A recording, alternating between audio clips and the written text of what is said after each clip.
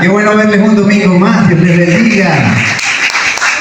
Quiero saludar a la gente que también se conecta con nosotros a través de nuestra cuenta en Instagram, Las Buenas Nuevas, LBN Caracas. Un fuerte aplauso para ellos. Bienvenidos. Bienvenidos a las personas que hoy nos están visitando por primera vez o que teníamos tiempo sin ver. Qué bueno que están hoy acá. Este mensaje es para ti. Métele un codazo al que tienes al lado y dile: no pienses en nadie más, sino en ti. Si estás aquí es porque Dios quiere hablarte a ti, ¿ok? Si le hubiese querido hablar a alguien más, o está en Instagram o está aquí. ¿Ok? El mensaje de hoy es para ti. Y la pregunta que estamos abordando es: ¿y tú eres cristiano? ¿Y tú eres cristiano? Y esta pregunta como que genera cierta incomodidad o cierto, ¿sabes? Es como difusa algo, ¿no? El concepto, porque realmente no hay una definición clara de lo que es ser cristiano. No hay una definición clara de ese término cristiano. ¿Y por qué es que no hay una definición clara? Porque es que en la Biblia no existe una definición de la palabra cristiano. No existe. Y de hecho, la palabra cristiano solo aparece 3 veces en el Nuevo Testamento. Y se le adjudica a los creyentes en un contexto despectivo, peyorativo. Entonces, básicamente lo que denota es que los creyentes de esa época, los primeros creyentes, no se hicieron llamar cristianos. No decían así: ¿qué religión eres tú? Yo soy cristiano, ¿sí? No decían eso. De hecho, muchos de los primeros creyentes eran judíos. ¿Sabían eso?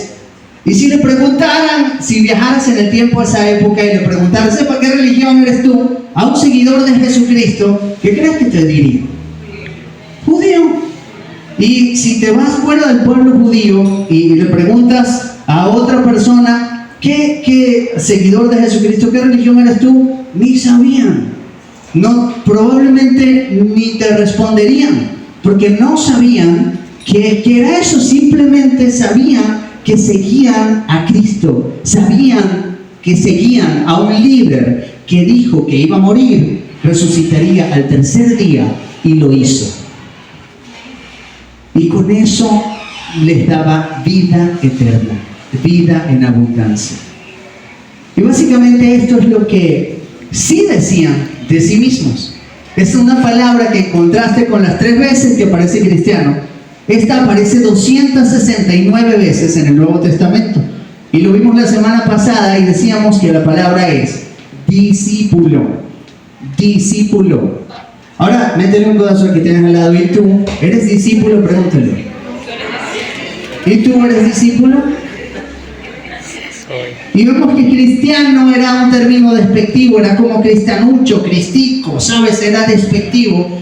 Pero discípulo era ese adjetivo, ese rango, cargo, título que se ponían los seguidores de Cristo y decían: yo soy discípulo. Pero discípulo no es algo que, ¿sabes?, suene rimbombante, porque significa aprendiz, seguidor, alumno, ¿sí? Entonces tú podías ver a Pablo decir y presentar a Pedro: Chamo, te presento al alumno Pedro.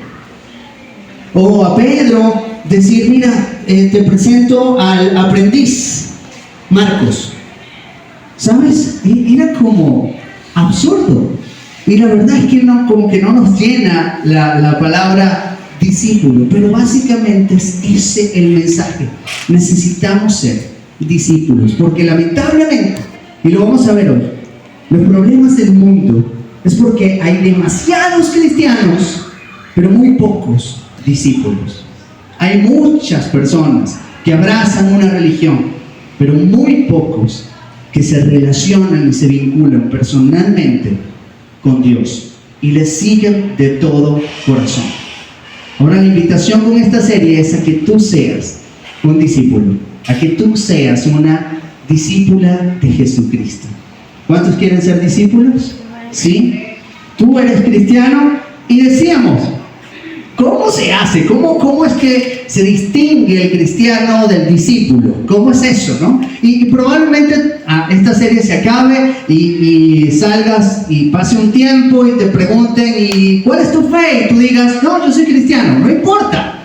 Lo importante no es cómo te llames o te hagas llamar. Lo importante es que de corazón te conviertas en un discípulo, en un verdadero seguidor y seguidora de Jesucristo. Y esto lo dijo el Señor Jesucristo. Miren lo que dijo. Dijo esto y Juan lo narra en su capítulo 13. Así que ahora les doy un nuevo mandamiento. ¿Quién está hablando? Jesús. Ámense unos a otros. Tal como yo los he amado, ustedes deben amarse unos a otros. El amor que tengan unos por otros será la prueba, la evidencia, la constancia ante el mundo de que son mis cristianos. ¿Sí? ¿Qué dice? El Señor Jesús se refirió a sus seguidores como discípulos. No se refirió nunca como cristianos. Y la prueba ante el mundo de que realmente seguimos a Cristo es que nos amamos unos a otros. Nos amamos unos a otros. Saluda a 3 personas y dile, te amo. Ay, tú. Ay, no, esa palabra es muy profunda. ¿Sabes? Tenemos una cultura, yo no sé, una cultura con un miedo a pronunciar esta palabra. ¿No es cierto? Y sobre todo los hombres. A los hombres como que nos da piquillas.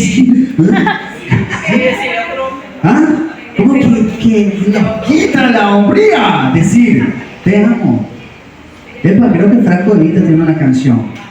Te amo. Desde el momento que esa sí se la sabe. Porque invirtieron tiempo, recursos y esfuerzo para conquistar el amor de su vida. Y le cantaban esa canción desde el primer momento en que te vi, te amo. Pero qué difícil es amar a alguien que no te bendice, amar a alguien que incluso te hiere, amar a alguien que incluso habla mal de ti, te critica. ¿Sabes qué? El Señor dijo, amen a sus enemigos. Amen a sus enemigos. Qué rudo, ¿no? Imagínate tú cantándole a un enemigo, te amo. Desde el primer momento en que te unes con alguien y dice, te amo a matar. No, mentira. Esto es lo que dice el Señor Jesús. Y la verdad central que vimos el domingo pasado fue esta. Los discípulos de Jesús no se reconocen por lo que creen o saben, sino por lo bien que demuestran su amor los unos a los otros. ¿Eres seguidor de Cristo? No importa si tienes 20 años, 30 años conociendo las Escrituras, las enseñanzas de Jesús. No importa eso. No importa si eres nuevo, estás recientemente llegando a los caminos del Señor. Aquí lo importante es que vas a demostrar que eres un verdadero discípulo porque amas a otros, amas sinceramente a otros, como Él te ha amado a ti. ¿Sabes qué? Ves a las personas, no importa lo que te hayan hecho, no importa lo que hayan hablado de ti, las ves como esa persona que Jesucristo tuvo en su mente cuando estaba en la cruz. Y dices, mi Señor, mi Salvador, el que me amó, también amó a esta persona. También murió por esta persona. Eso va a marcar la diferencia. Eso va a hacer que tú logres amar a otros, aunque no sean muy agradables. Esa es la prueba ante el mundo. Y dejamos una aplicación práctica. Y es esta. Durante este tercer trimestre de 2023, decide semanalmente. Ah, gracias, Julián, gracias. Ahí los pocos que están pilas, ¿sí? Decide diariamente, es decir, durante los 3 meses, julio, agosto y septiembre, decide cada día que te levantes estas 2 cosas. La primera es ser un aprendiz del Señor y preguntarle a Él cada mañana que te levantes: Señor, ¿qué harías tú estando en mi lugar? ¿Sabes? Hay decisiones diarias que tienes que tomar. Hay acciones diarias que tienes que emprender. Hay cosas que tienes que hacer. Pregúntale antes de hacerlo: ¿qué harías tú, Señor, estando en mi lugar? Y sabes que el Señor te va a responder. El Señor te va a hablar. De alguna manera lo hará. ¿Puedes confiar en eso? Y yo le hacía un reto. Practícalo. Realmente practícalo. Durante 3 meses. Diariamente. Durante 3 meses. Y si no obtienes una bendición de parte de Dios, si no ves alguna diferencia en tu vida, vienes y yo voy a romper mi Biblia delante de ti. Así de desafiante es esto. Te quiero desafiar a esto, porque en mi corazón está, y es mi responsabilidad como pastor, impulsar el crecimiento y la multiplicación de verdaderos seguidores de Jesucristo. Verdaderos seguidores. No llenar la iglesia, no llenar las bancas. Eso suena muy bonito, ¿sí? Es sabroso, una iglesia llena de personas, 3 servicios. Pero ¿de qué vale si lo que estamos multiplicando son simples religiosos y no estamos multiplicando discípulos? ¿Creen que valga la pena? ¿No? ¿O sí? Métele un codazo al que tienes al lado y dile: vale la pena seguir a Cristo. Y lo otro es demostrar amor a alguien diariamente. Y le preguntas: ¿cómo amarías a esta persona? ¿Sabes? Y es fácil pensar en alguien que amas, pero es difícil pensar en alguien que te hiere, que te lastima, que te hace la vida imposible. ¿Cómo amarías tú a este? Señor, es que yo quiero que te lo lleves, eso si no te lo mando. Sí, en serio. Y tú puedes preguntarle al Señor: Señor, ¿cómo lo amarías? Yo sé que tú lo amas, pero muéstrame. ¿Por qué pasó por tu mente estando en la cruz? Dime, enséñame cómo lo amarías, cómo la amarías.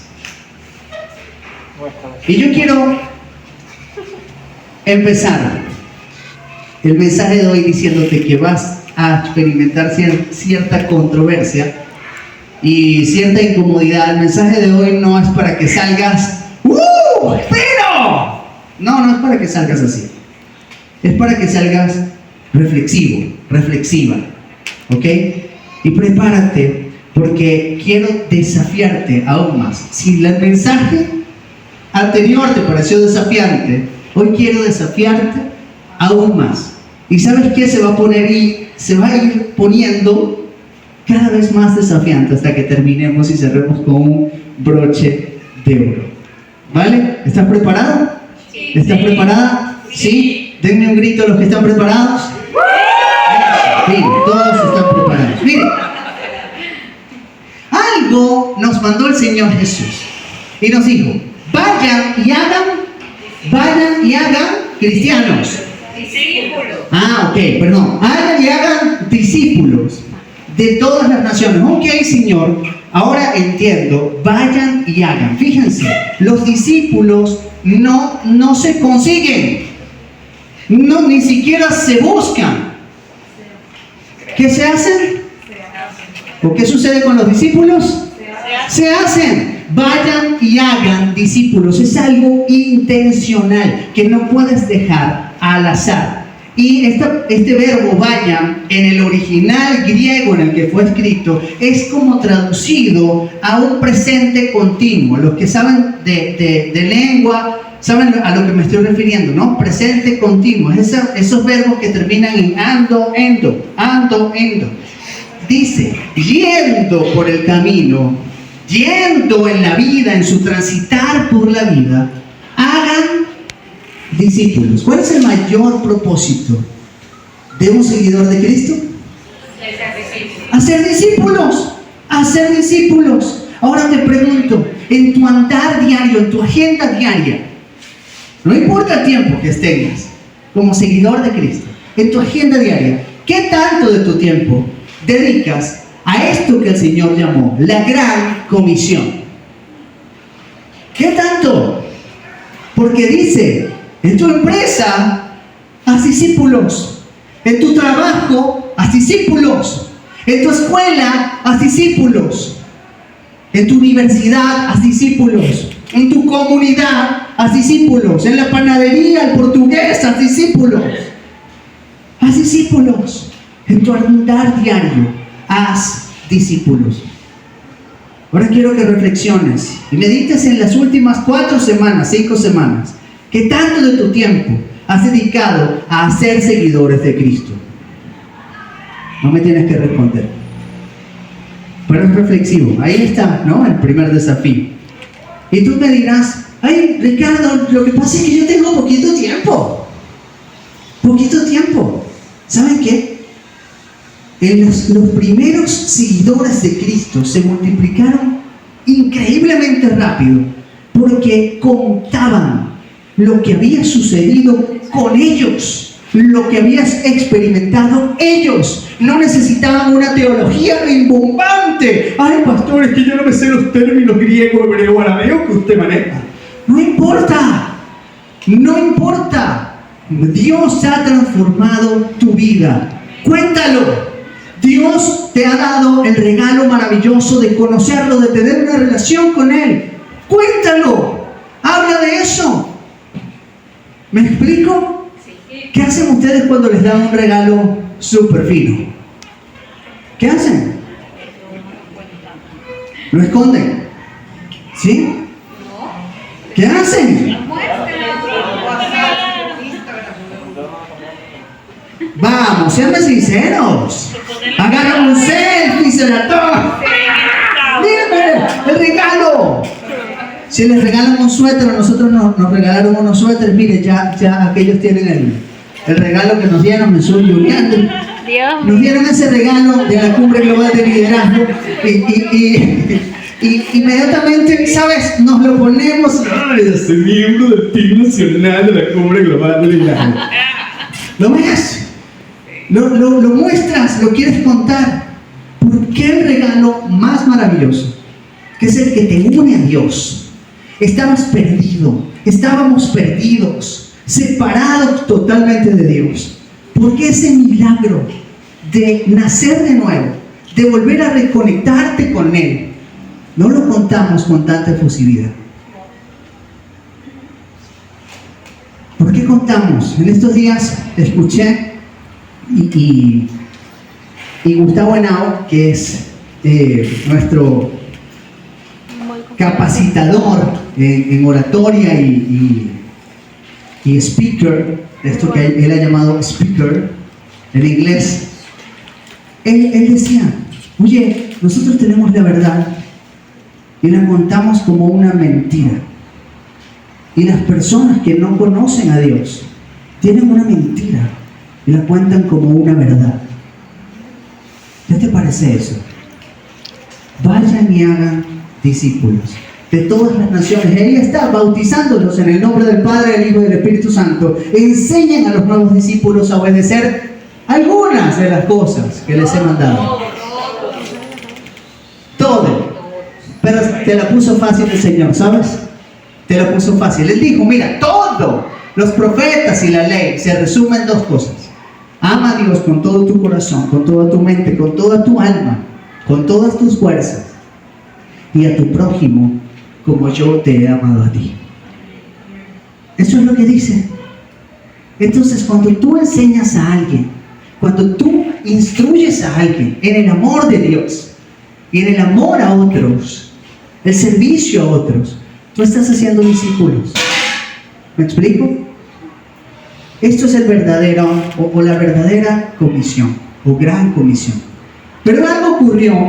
Y es que los apóstoles, Pedro, Juan, todos ellos, como que entendieron que esta gran comisión era solamente para el pueblo de los hijos de Israel, ¿sí? Los judíos, por ahí en la región de Jerusalén, Judea, Samaria, por allí, por ese sector.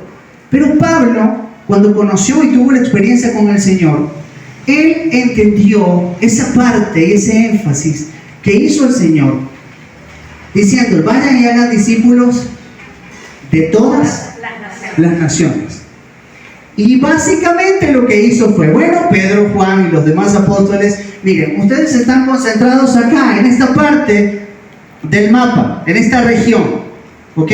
Ustedes enfóquense allí, sigan haciéndolo, continúen, perseveren, y yo me voy a encargar del resto. Tremenda distribución equitativa, ¿no? Que hizo Pablo. ¿Sí? ¿Les parece?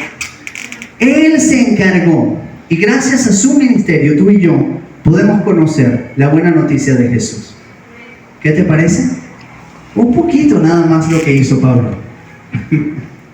Básicamente hizo que recibiéramos y nos enteráramos de esa gracia. Y miren, ese que extendió la buena noticia hacia el mundo no judío, él escribe a una iglesia en una ciudad bien cosmopolita como Caracas, ¿ok? Así que yo quiero que tú hagas empatía con los receptores de esta carta de Pablo, porque hoy vamos a ver dos, citas de esta carta que escribe Pablo a una iglesia en una ciudad cosmopolita como Caracas, ¿ok?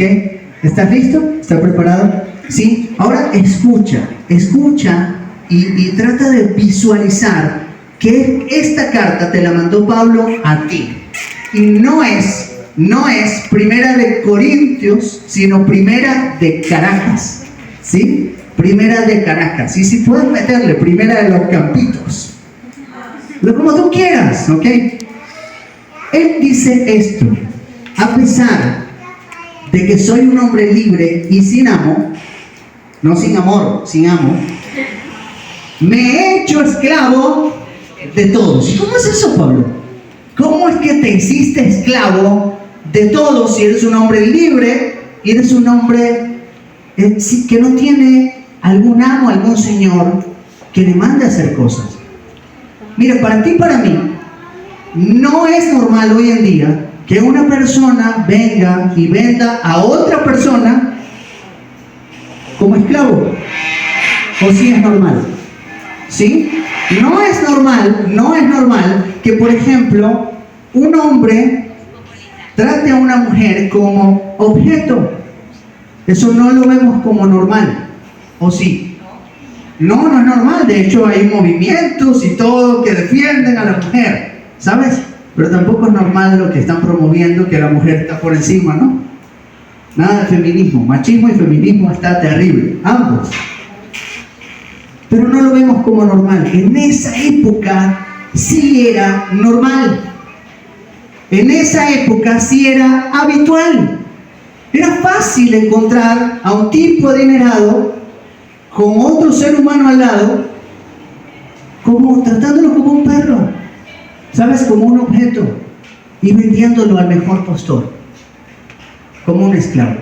Pablo está diciendo: soy un hombre libre, no tengo amo, pero a pesar de eso me he hecho esclavo, no de uno, de todos.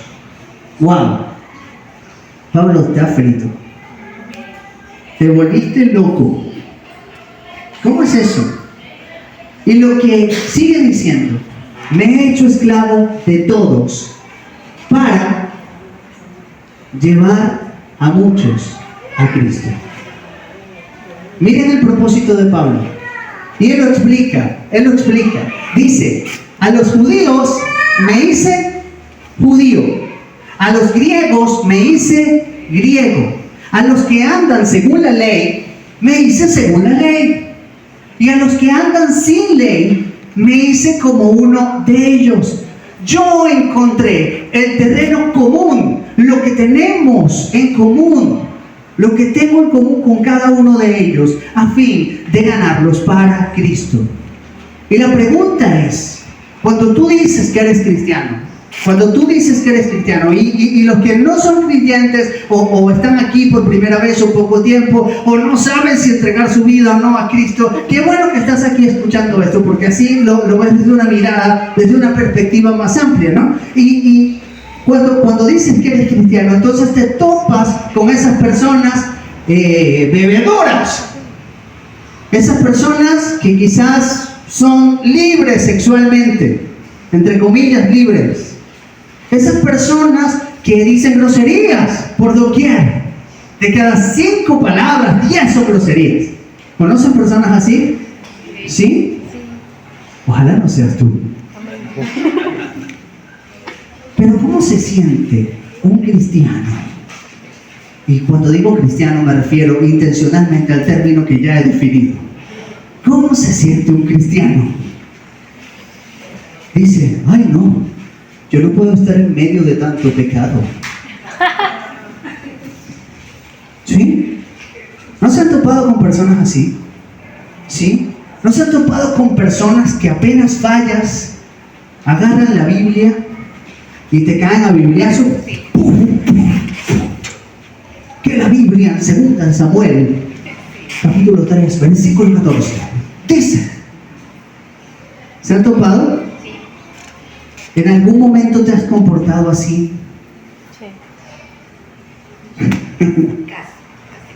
En algún momento te has comportado así. Lo que quiero decirte, y la primera verdad que quiero que atesores hoy, es esta que va a salir en pantalla. El corazón de las personas se gana sirviéndolas, no imponiendo nuestra voluntad. El corazón de las personas se gana sirviéndolas, no imponiendo nuestra voluntad. ¿Me explico? Imagínense ustedes que la vida cristiana o la vida de los seguidores de Cristo se redujera a imponernos. Vayan e impongan su voluntad a todas las naciones. ¿Cómo sería el mundo? ¿Cómo sería el mundo? ¿Saben por qué las iglesias están llenas de tantas personas religiosas? Porque muchos cristianos les impusieron una manera de vivir, una manera de ser. Ellos la abrazaron y comenzaron a transitar en una vida que no querían vivir, pero por miedo, por vergüenza, por X razón, se mantuvieron allí y no pudieron avanzar, no pudieron conocer realmente a Dios, o no lo han conocido. Están esclavos de sus propias leyes, de sus propios preceptos. ¿Qué daño hemos hecho? ¿Y qué diferencia a los primeros seguidores de Cristo? Cuando ellos no juzgaban, sino que servían a otros.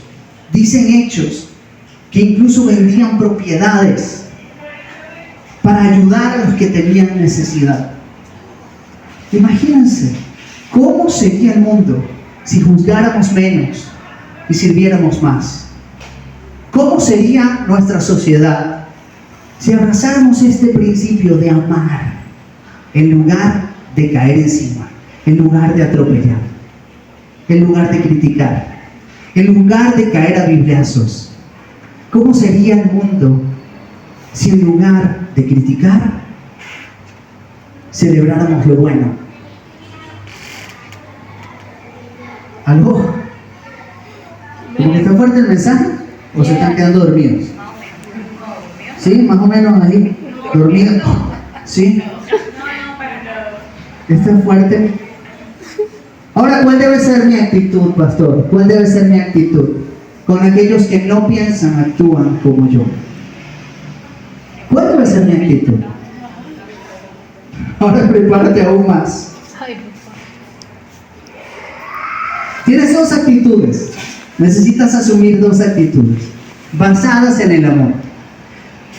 La primera que te voy a mencionar es de esas personas que no piensan y actúan como tú, pero se hacen llamar igual que tú.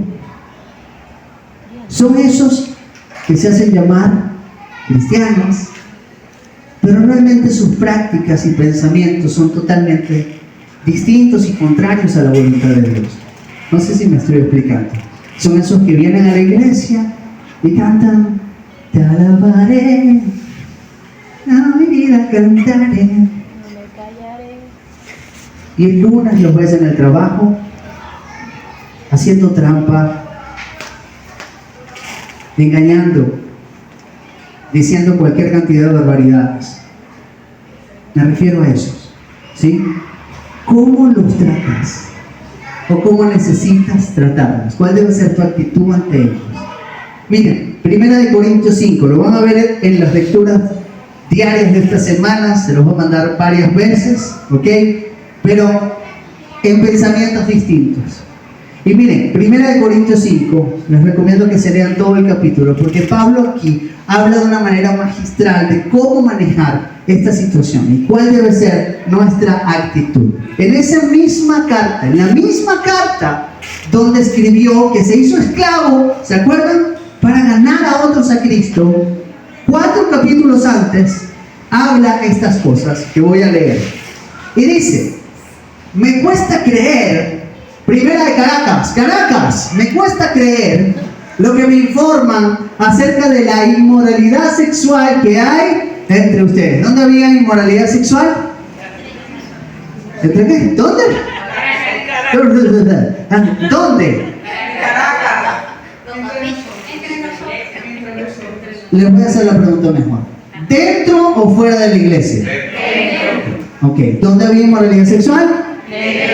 Eso. Algo que ni siquiera los paganos hacen. ¡Wow! Estaba ocurriendo algo tan horrible que ni siquiera las personas que no servían a Dios practicaban. ¿Sabes? Imagínate a alguien que se case con un caballo.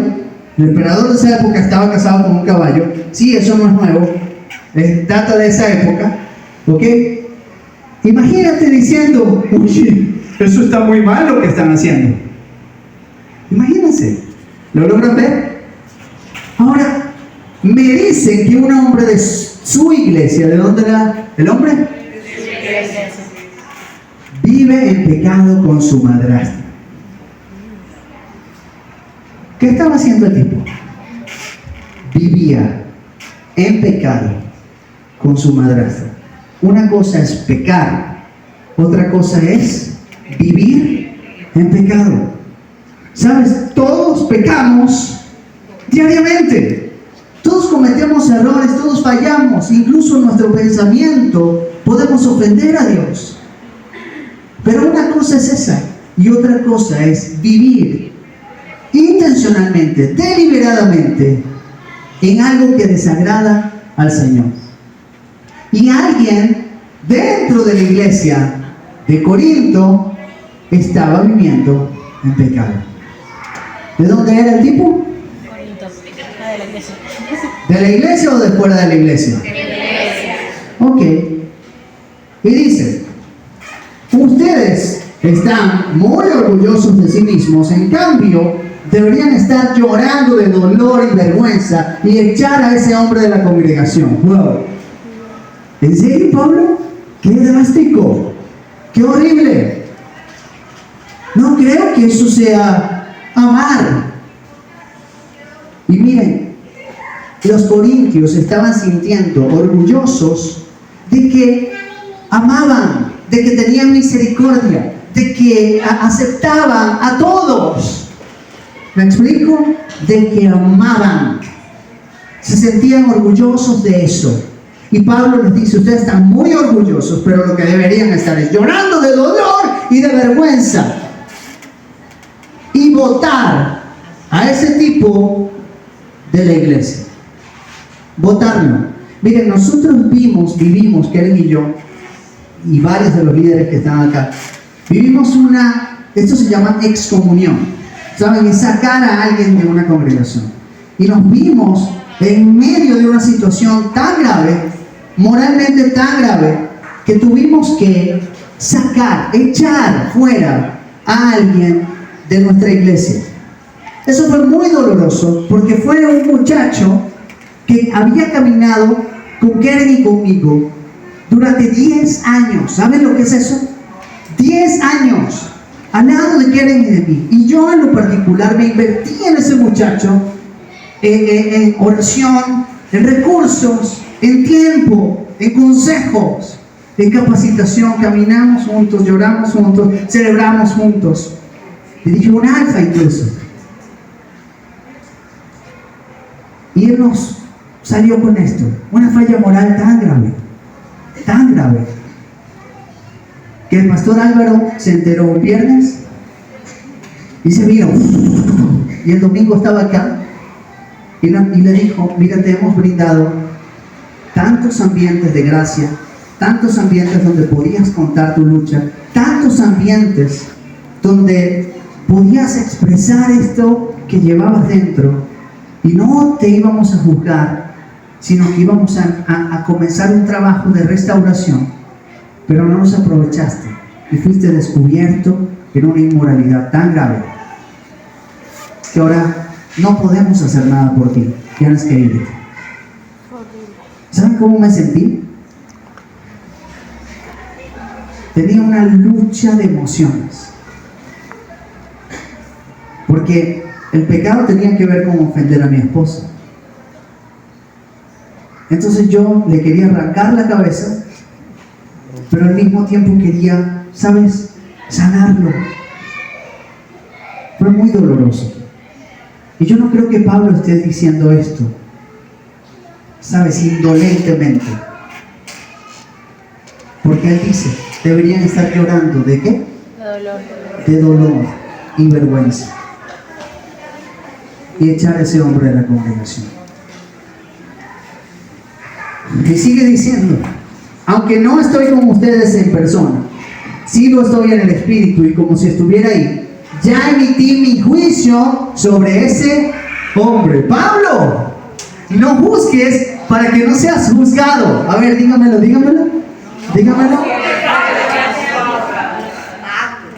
¿Y sabes qué te va a decir Pablo? Te lo está escribiendo a ti. Acuérdate. Te va a cachetear. Y te va a decir, epa, ya va. Ya va. ¿Cómo que no juzgues? La Biblia no dice que no juzgues. La Biblia dice a quién juzgar y a quién no. ¿Sabías eso? Métele un pedazo que tienes al lado. Primero, piquín.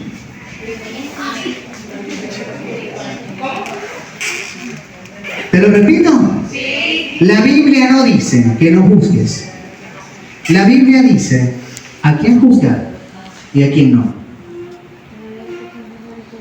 Por eso es que Pablo dice, yo ya emití mi juicio sobre ese tipo.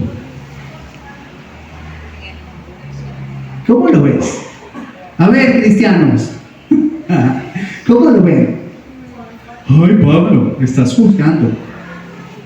¿No es cierto? ¿No es cierto que lo veríamos así? ¿Sí? A ver, brutalmente honestos. No estamos en la serie Tú eres cristiano. Imagínense, brutalmente honestos. ¿Cómo lo verías? Mal. Pero él está emitiendo un juicio. Yo ya emití mi juicio. Y este es el juicio. Entonces, debe expulsar a ese hombre y entregárselo a Satanás, para que su naturaleza pecaminosa sea destruida y él mismo sea salvo el día que el Señor vuelva. ¿Cuál era el propósito del juicio de Pablo? ¿Cuál era el propósito del juicio de Pablo? Salvarlo.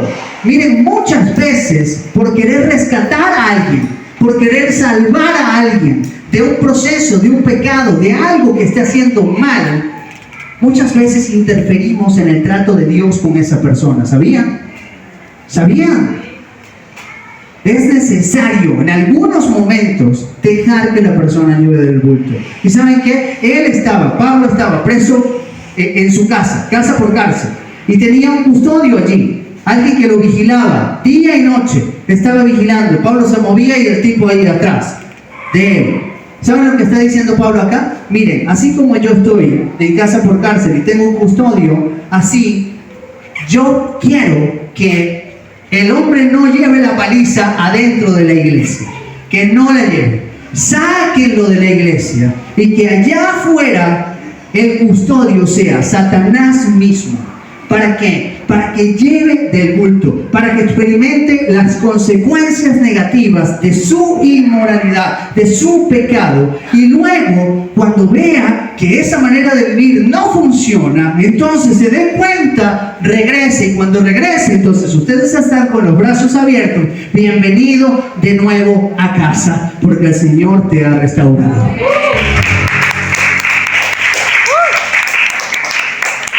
Ese es el propósito.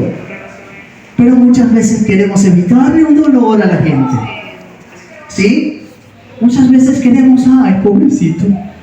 Yo mismo me he movido a misericordia. ¿Y qué misericordia? En algunos casos, cuando he debido dejar que la persona experimente la consecuencia. Es rudo. No es fácil, mis amados. Ahora, ¿cuál debe ser mi actitud? Con aquellos que piensan o actúan, que no piensan o actúan como yo. Y esta es la primera. Con los de casa, necesitas permitir y aplicar consecuencias con el fin de moldear su conducta y recuperarlos para Cristo. ¿Cuántos papás hay acá? ¿Sí? Imagínense, sí, papás, mamás, papás, padres. Imagínense que su hijo venga y ustedes le dicen: a las 6 tienes que estar en casa. Y el chamo no llega sino a las 8 o 9 de la noche. ¿Sí? Y tú tengas una conversación y le digas: mira, vale, te dije que a las 6, mira la hora a la que estás llegando, desobedeciste. Y tú escuches: papá, no me juzgues, porque la Biblia dice que no me juzgues. Absurdo, ¿verdad? Absurdo. ¿Lo estás juzgando? ¿Sí o no? Sí, lo estás juzgando. Le estás diciendo que desobedeció. Sí, lo estás juzgando. ¿Y cuál era la consecuencia si llegaba tarde? ¿Alguna? Aplícala.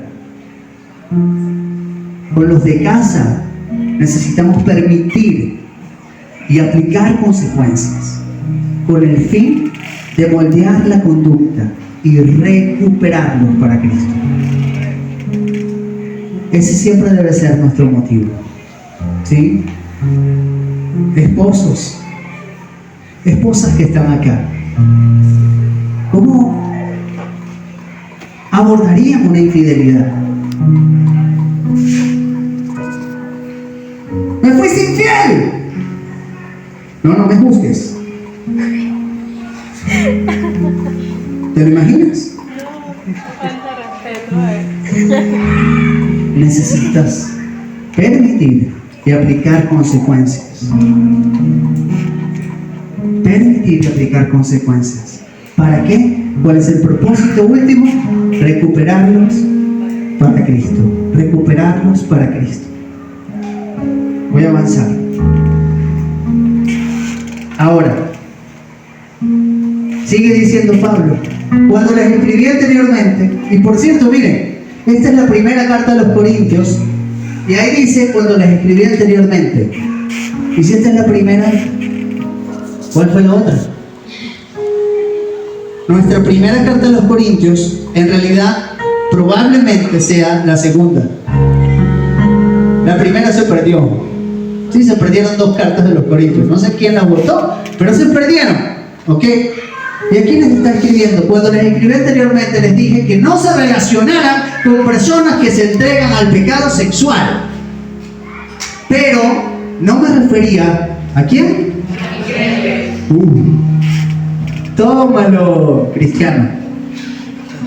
Pero no me refería a los incrédulos que se entregan al pecado sexual, o son avaros, o estafadores, o rinden culto a ídolos. Uno tendría que salir de este mundo para evitar gente como esa.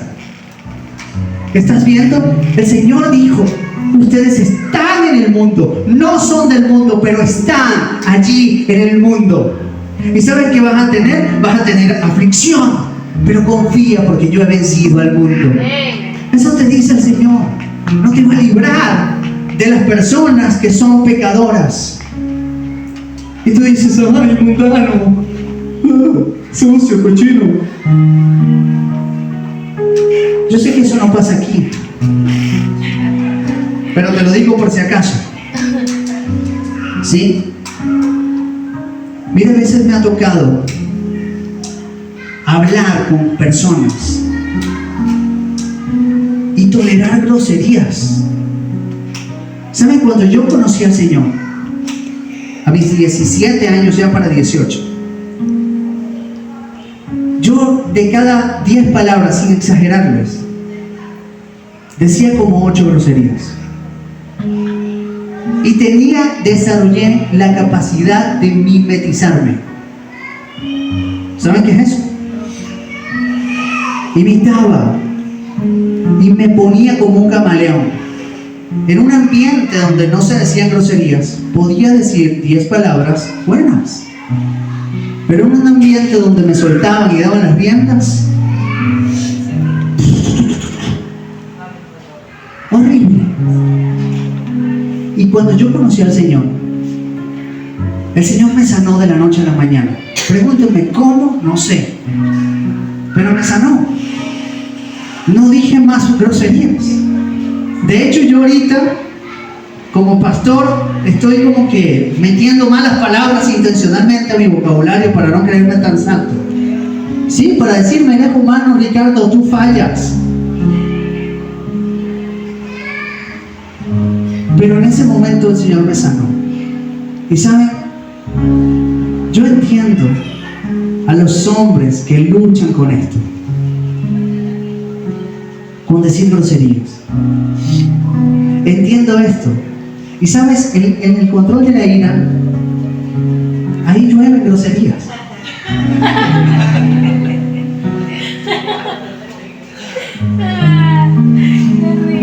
Imagínense ustedes que yo sea cristiano. Le diría, de la abundancia del corazón habla la boca. Tienes pura porquería en ese corazón. ¿Qué gano? Nada, ¿verdad? Porque con los incrédulos es diferente. Con las personas que no conocen a Dios es distinto. Ellos tienen la oportunidad. ¿Y saben cuál es la oportunidad? Tú. Tú eres su oportunidad. Y si su oportunidad le habla y le da desesperanza, le da crítica, ¿creen que la pueden aprovechar? No, ¿verdad? Lo que quise decir es: no se relacionen con ninguno que afirma ser creyente y aún así se entrega al pecado sexual, o es avaro, o rinde culto a ídolos, o insulta, o es borracho, o estafador. Ni siquiera coman con esa gente. Métele un codazo, ahí tienes el segundo piquín.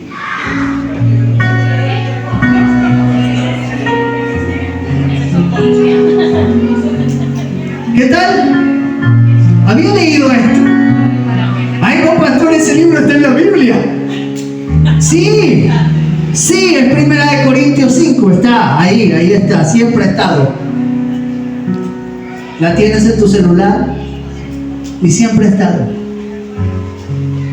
Los que dicen ser creyentes y aún así se entregan al pecado, ni siquiera comas con esa gente. ¿De quién te tienes que apartar? ¿De quién te tienes que apartar?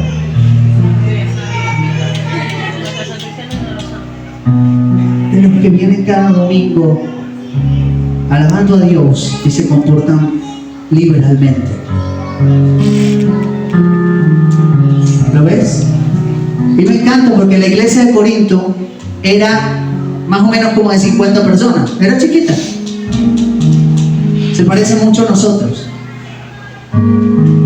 Y en esa iglesia era imposible no darse cuenta de algo que le esté pasando a alguien, ¿no es cierto? Si alguien lo frecuenta, es imposible.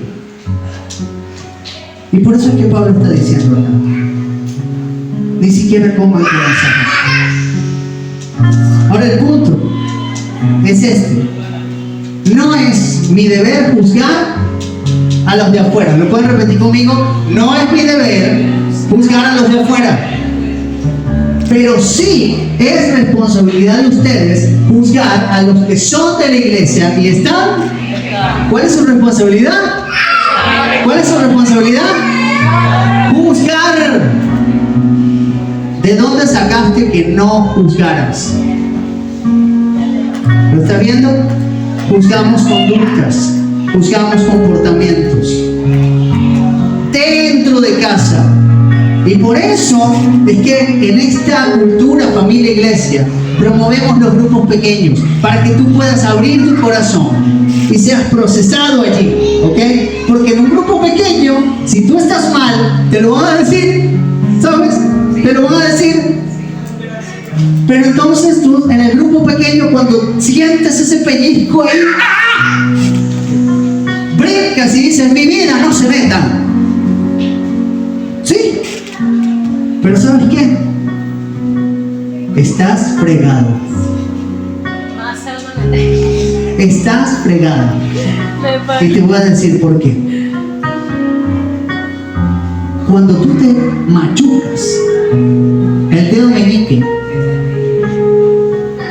tú le dices al meñique: resuelve tu lío. ¿Sí?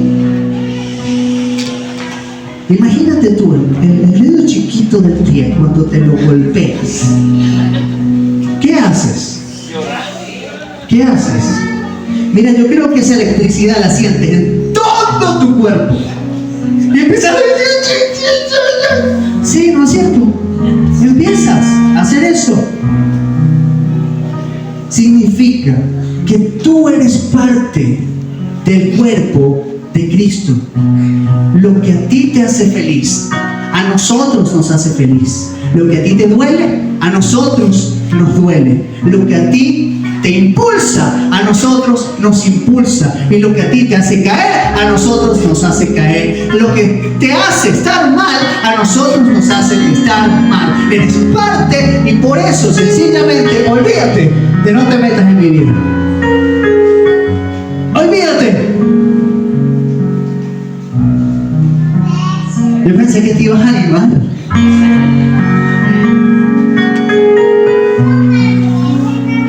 Bueno, ya como no te animaste, dile a la persona que te has al lado: olvídate de no te metas en mi vida. Y ahora dile: mi vida está abierta para ti. Mi vida está abierta para ti. Si me ves haciendo algo malo, te pido que me lo digas. Si me ves errando, te pido que me lo digas. Si me ves fallando, te pido que me lo digas. Porque humildemente y mansamente voy a aceptar, revisar mi error y voy a enderezar, porque yo quiero ser un verdadero seguidor de Cristo. Yo quiero serlo. Y quiero cerrar con esto. ¿Cuál debe ser mi actitud? Con aquellos que no piensan, actúan como yo. Con los de afuera, tu papel no es juzgarlo, es mostrarles el inmenso amor de Cristo. Ese no es tu papel, juzgar. Con los de afuera es mostrarles el inmenso amor de Cristo. Y estas palabras, llévatelas. Predica las buenas nuevas de Jesucristo todo el tiempo, y solamente cuando sea necesario utiliza las palabras. ¿Saben quién lo dijo hoy? Giovanni Di Pietro, mejor conocido como Francisco de Asís. ¿Lo reconocen? Predica, predica, predica, y solo cuando sea necesario abre la boca. ¿Qué quiere decir esto, mis amados? Vivamos conforme a lo que creemos. Que nuestra vida hable más que nuestras palabras. Que reflejemos a Cristo cada día de nuestra vida a través del amor que demostramos hacia los demás. Vemos a alguien en necesidad de ayudarnos. No importa que tenga que pausar mi vida mis intereses, mi agenda. ¿Sabes qué? Mi agenda no vale tanto como la vida de una persona. Esta vida vale la sangre de Jesucristo. ¿Tu agenda qué vale? Creo que es bueno invertir en la gente. Invertir en la gente. Y el Señor Jesucristo, después de decir las bienaventuranzas, dijo: bienaventurados los pobres en espíritu, los que son perseguidos, los que hablen mal de ustedes. Y la gente estaba ahí como desanimada, ¿sabes? En las bienaventuranzas. Pero Él dice: ustedes son la sal de la tierra. Ustedes son la sal de la tierra. ¿Cómo es para los de afuera? Eres sal. Eres sal. Y la sal en ese momento era el preservante, era el conservante. No existían refrigeradores. Se cubrían los alimentos con sal para preservar, que no se pudrieran. Y la pregunta es: ¿por qué el mundo se está pudriendo? ¿Por qué nuestro mundo se está pudriendo? ¿Será que la sal no está haciendo su trabajo? ¿Por qué hay tantos jóvenes, adolescentes, luchados con sus padres, odiándolos a muerte? ¿Por qué hay tantos matrimonios fracturados? ¿Por qué hay tantos niños abusados? ¿Por qué hay tanta violencia, tantos asesinatos, tantas violaciones? ¿Por qué nuestro mundo se está pudriendo? Porque la sal no está haciendo su trabajo. Porque la sal no está haciendo su trabajo. Hay muchos, millones de cristianos, pero muy pocos discípulos. ¿Y saben qué? Una comida grande, una cucharadita de sal no va a hacer nada. Se necesita mucha sal, mucha sal. ¿Y sabes qué eres tú? Un grano de sal, un grano. Pero juntos somos un puñado de sal. Un puñado. Y podemos preservar. Podemos hacer por pocos lo que no podemos hacer por muchos. Eres sal, eres sal, eres sal de la tierra. Y sigue diciendo: ustedes son la luz del mundo. Ustedes son la luz del mundo. Como una ciudad en lo alto de una colina que no puede esconderse. Ustedes son esa luz. ¿Para qué se pone una luz? ¿Para qué se pone una luz? Para alumbrar, para guiar, para traer claridad. Y sigue diciendo: nadie enciende una lámpara y luego la pone debajo de una canasta. En cambio, la coloca en un lugar alto donde ilumina a todos los que están en la casa. ¿Quieres que te diga algo? ¿Quieres que te diga algo? No esperes estar en un púlpito. Esto no solo es un lugar alto. En cada posición donde tú estás, en cada sitio donde tú estás, es un lugar alto donde Dios te ha colocado. Es un lugar alto. No creas que estás acá por casualidad. No creas que estás acá conectado con las buenas nuevas Caracas por casualidad. No creas que estás trabajando donde estás trabajando por casualidad. No creas que estás estudiando donde estás estudiando por casualidad. No creas que estás en medio de tu familia y que tu papá es tu papá y tu mamá es tu mamá por casualidad. No creas eso.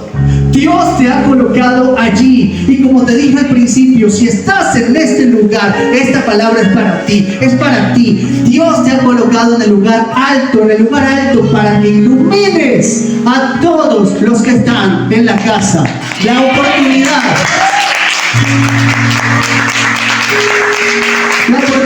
de Dios para las vidas de esos que Él te ha dado, eres tú. Eres tú. Más nadie. Más nadie. Y miren esto.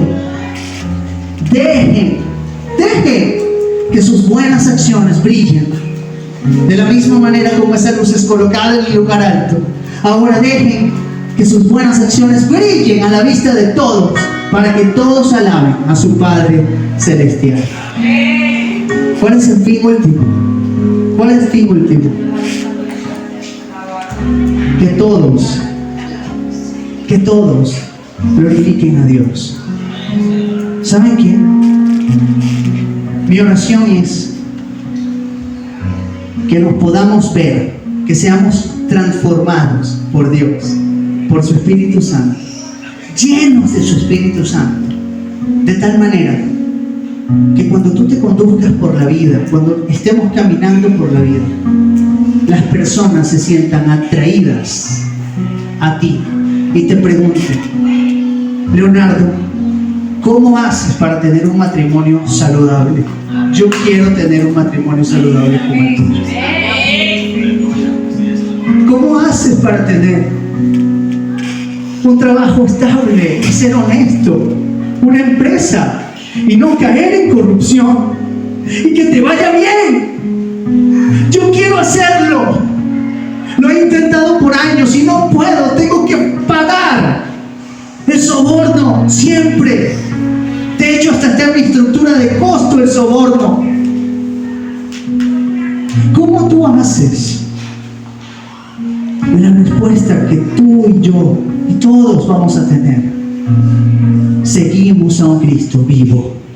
Seguimos y servimos a un Cristo vivo. Somos discípulos de Él, no solamente de la boca para afuera, sino con mi vida entera lo mostramos. Y todo lo que hacemos, lo hacemos para que Él sea glorificado. ¿Quieres sumarte a este grupo? ¿Quieres sumarte a este grupo de personas, de discípulos verdaderos de Cristo? Ponte en pie y vamos a orar. Recuerden esta aplicación: ser un aprendiz del Señor y demostrar amor a alguien. Señor, gracias. Gracias. Porque tú nos has hablado hoy de una manera tan fuerte, pero a la vez tan amorosa. Gracias por llamarnos a ser verdaderos discípulos. Gracias porque tú quieres sacar lo mejor de nosotros, Señor. Tú nos quieres usar para impactar las nuevas generaciones. Tú nos quieres usar para impactar las familias, para traer sanidad, crecimiento, luz, para preservar los valores familiares, morales, espirituales, para guardar, Señor, en completa paz a tu pueblo. En el nombre de Jesús, ayúdanos, danos la valentía, el denuedo para confrontar lo que tengamos que confrontar, para dejarnos confrontar cuando tengamos que corregir algo en nosotros mismos. Señor, haz una limpieza profunda en nuestras vidas y comienza por mí, Señor. Comienza por mí. Saca todo lo que te desagrade. Sácalo a la luz, Señor. Porque queremos servirte. Queremos honrarte. Queremos adorarte en espíritu y en verdad. No tener una payasada todos los domingos. No tener un show, un espectáculo cada semana. Y el resto, vivir apartados de ti. No queremos eso, Señor. Queremos que con nuestra vida entera, cada segundo, cada minuto, hable de tus maravillas.